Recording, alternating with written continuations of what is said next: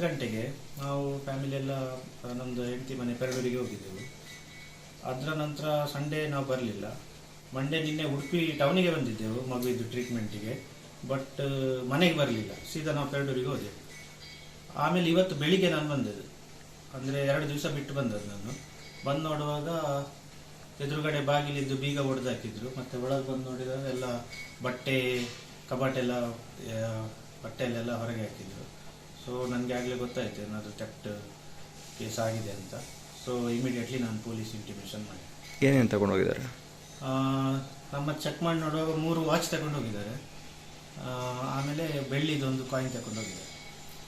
ಮತ್ತು ಅಂಥದ್ದೇನು ಬೆಳೆ ಬಾಳುವ ವಸ್ತು ನಾವೇನು ಇಟ್ಟಿಲ್ಲ. ದುಡ್ಡು ಅದೇನು? ದುಡ್ಡೇನು ಇಟ್ಟಿಲ್ಲ. ಏನಿಲ್ಲ. ಕಂಪ್ಲೇಂಟ್ ಕೊಟ್ಟಿದೆ? ಕಂಪ್ಲೇಂಟ್ ಕೊಟ್ಟಿದೆ, ಪೊಲೀಸ್ ಕಂಪ್ಲೇಂಟ್ ಕೊಟ್ಟಿದ್ದಾರೆ. ಬಂದು ಇನ್ವೆಸ್ಟಿಗೇಷನ್ ಎಲ್ಲ ಮಾಡಿದ್ದಾರೆ. ಶ್ವಾನದಳದವರು ಸಹ ಬಂದಿದ್ದಾರೆ. ಆಮೇಲೆ ಬೆರಳಚ್ಚು ತಜ್ಞರೆಲ್ಲ ಬಂದು ಎಲ್ಲ ಇದು ಡೀಟೇಲ್ಸ್ ಎಲ್ಲ ತಗೊಂಡು ಹೋಗಿದ್ದಾರೆ. ನಿಮ್ಮ ಹೆಸರು?